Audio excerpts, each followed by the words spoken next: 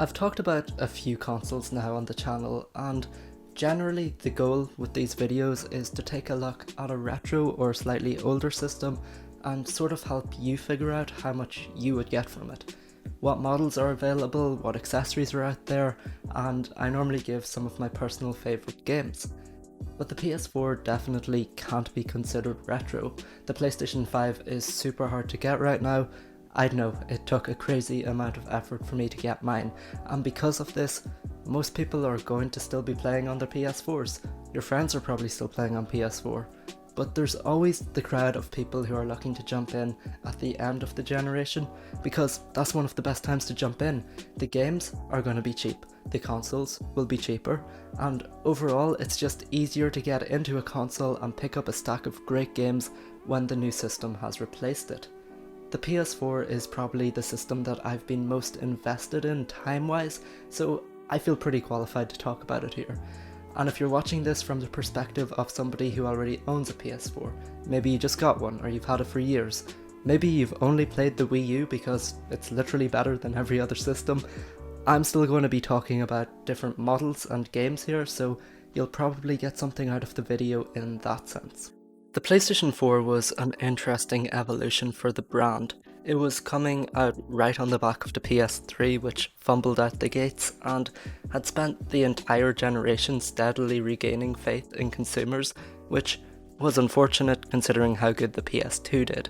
And I'm not one to get involved in console politics because I think it's a waste of time fighting over these things, but ask most people what console they think won the 7th generation and they would probably say the Xbox 360. So despite outselling the 360, Sony still had some catching up to do, and well, Microsoft basically cut off their own legs with the Xbox One launch and let Sony just walk on right past them. Yes, believe it or not, an expensive camera that drives up the cost of the system that will always be watching you, always needing to be online, not allowing used discs, and my personal favourite, Xbox, watch TV. TV.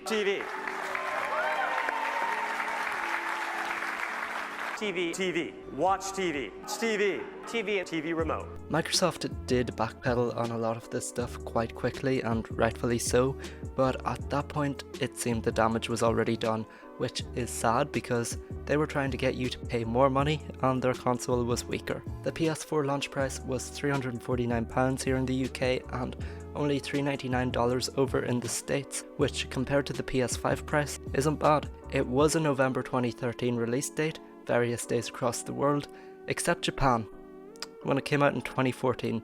Interesting way to flip off an entire demographic, Sony. I respect the tenacity. The PS4, just like the other Sony consoles before it, received some pretty serious redesigns over the years, and I've had all three of them because I clearly don't have better ways to spend my money. I own 3 copies of Advanced Warfare, I just keep finding them, they spread like mold. Why does this keep happening to me? This is the part where I try to help you figure out what model to get. However, if you're watching in the future, prices will probably have gone down once the whole PS5 shortage clears off. The very first PS4 model is known just as the fat model. There are 2 variations of this because of course it can't be simple for me to explain. There is the one with the shiny hard drive cover and there is the one with the matte hard drive cover. You have to dig around online for the differences here, but the all matte one is essentially a newer model that was supposedly quieter and ran a bit cooler. My personal favourite PS4 model is the OG one with the glossy cover. Probably just me getting nostalgic though. Now why would you go for these? They're probably a bit cheaper than the Slim depending on where you look. I can see them on eBay from around £120 to £200, so your mileage may vary. I can think of a few reasons not to get this model though. The disk drives are prone to failure. My friends have had these consoles and the disk drives have failed. The touch sensitive buttons are prone to failure. I had one of these and the touch sensitive buttons just started acting up near the end and it was annoying, and that was only when it was a few years old. And the older ones of this model that have been through a lot, they're prone to overheating. They sound like a jet engine and they're the oldest, so they are the most likely to keel over and die on you someday. However, I'm sure there's some perfectly fine good condition ones out there. It's just really a roll of the dice, just like it is when buying any second-hand system. Next up we have the PS4 Slim, released in 2016. I like this redesign, and it was kind of like a brand change for PlayStation 4.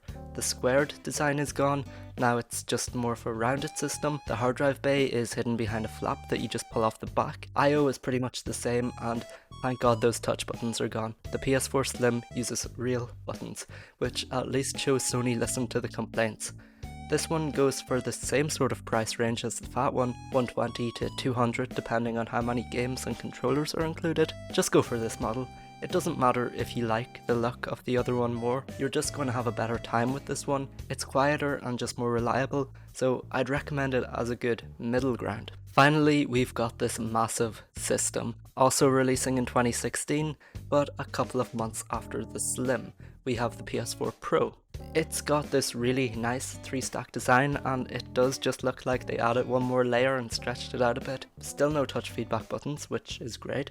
Instead, Sony opted into using one long plastic strip with an eject and power button on either side. I don't have much to complain about the PS4 Pro. It served me well, and it's a good gateway into Ultra HD gaming. God of War, Days Gone, Spider-Man, and so many more benefit from the extra horsepower that this thing is packing, and as a very late adopter of the PS4 Pro, I can wholeheartedly say I got my money's worth in the almost year and a half that I had it. Today, the PS4 Pro will cost you around $200 to $350, which is a bit more. If you're spending $350, maybe you could consider saving the £10 more to get a digital PS5. I don't condone supporting digital systems, so maybe you could save up the £100 more and get a normal PS5. For £200, this system isn't a bad deal, but if you can find one sub 200, that would be a bargain worth snatching up.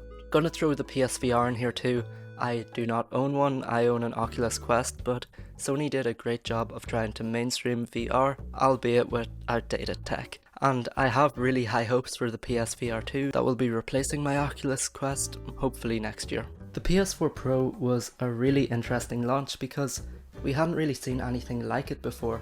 I mean, it was just a half step up to try and keep console gaming modern enough to compete with the PC market. Sony and Microsoft knew the hardware of the base systems got outdated fast, and these half-step consoles, including the Xbox One X, were great ideas. However, they had a fairly low adoption rate. It was really only the hardcore scene that upgraded to these. Most people were happy with what they had. Let's talk about games, because if you want games, the PS4 has you covered. This, I personally believe, was the generation Sony just went wild. Yes, the PS1, PS2 and PS3 obviously have amazing classics, but come on, the system with Ghost of Tsushima, God of War and The Last of Us Part 2 has to take the crown for me. There are just so many games to choose from, it's incredible, and honestly it can be hard to know where to start. So here are my favourites in chronological order. 2013 did nothing for me, however the console released in November so they didn't have much time. However, 2014 had infamous Second Son. This game was a masterpiece. Until The Last of Us Part 2 came out, this was my favourite PS exclusive for pretty much the entire generation. It is so fun and such a good place to start if you haven't any idea what Sony games are good. It has PS4 Pro enhancements as well, which were added later down the road, and it looks so good on a HDR TV. I don't have time to gush about it here, but you can check out my review after this video if you'd like. Also, Little Big Planet 3 came out this year. It was quite disappointing.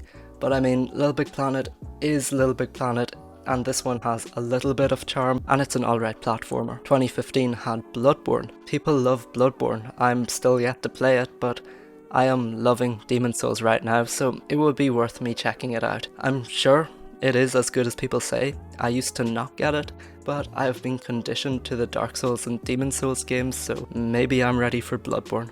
You also got God of War 3 and the Uncharted trilogy brought the PS4 this year with a couple of upgrades, and Tearaway, the Vita game, got a second lease at life here on PS4. I would recommend all of these remasters. 2016 saw Uncharted 4 and Ratchet & Clank. One of these games is amazing, and one of these games is Ratchet & Clank. Alright, Ratchet & Clank is a fun platformer, but it got old quick for me. It was still enjoyable though. Uncharted 4, on the other hand, is a masterpiece with amazing action set pieces, and I found it to be a great conclusion to Nate Drake's story. PSVR games this year because it came out, but I'm not too qualified to talk about those. 2017 saw Knack 2, baby. Yes, the game we were all asking for. 2017 gave us Horizon Zero Dawn. I don't have time to tell you how good it is. Just go play it now, please and thank you. 2018 gave us God of War, which I was initially super skeptical about because it's not a God of War game, and I only played it this year in 2021, but I can see why it's so beloved by so many people, so go play God of War. My opinion on it has changed and it's just a really good game. We also got Insomniac Games' Spider-Man this year. This game is the game that got me back into single player games and I'm very grateful for it existing. It's got everything you could want from a Spider-Man game and it looks amazing. 2019 had one standout title for me and that was Days Gone. This game was so much more than I was expecting it to be and that meant it shattered my expectations. The story was so developed, the characters felt so important, and it's got one of the most technically impressive board systems I have seen in any game. Finally, 2020 was the PS4's last year. They could not have done a better job sending off this console with the final two big exclusives. The Last of Us Part 2 was so polarizing, even I had to make 2 videos on it because I could not make my mind up on parts of it, but it was such an amazing game, and in retrospect, I really liked the way Naughty Dog handled it. It really was a hole-in-one for me. You don't get to rush this. Ghost of Tsushima was the swan song for the PS4 and it was handled perfectly. I talked about how much I loved Infamous Second Son. Well, Ghost of Tsushima comes from the same developers, Sucker Punch Productions, and they may have taken the best part of the generation to put out another game, but it was worth the wait. I loved every second of this game, and I even got the Platinum Trophy for it. Every console has accessories, and the only one I own is the DualShock 4. This was a welcome change from the old DualShock design, which was just like a bad smell, it would not go away. The design has a big laptop trackpad in the middle that became one big button for the better part of the generation. You also got the addition of the share button, which has proven very useful for me because I don't like my Elgato because it's the old one and I will only use it when there is a gun held to my head. You can get a camera for the PS4 and come on, what sort of an idiot buys a camera for their console? The only good reason to own a PS4 camera is for PSVR, otherwise it's pretty useless. So should you buy a PS4 in 2021 or onwards? Maybe. I mean, if you can get your hands on a PS5, by all means do that. You'll get all the PS4 games through backwards compatibility, and some of them get performance boosts on PS5. If you don't want a PS5 and are trying to stay on a budget, I'd recommend getting a Pro, but for the same price of a Pro on its own, you could get a Slim with a stack of games. Just stay clear of that original model because it has some issues, especially as those consoles get older.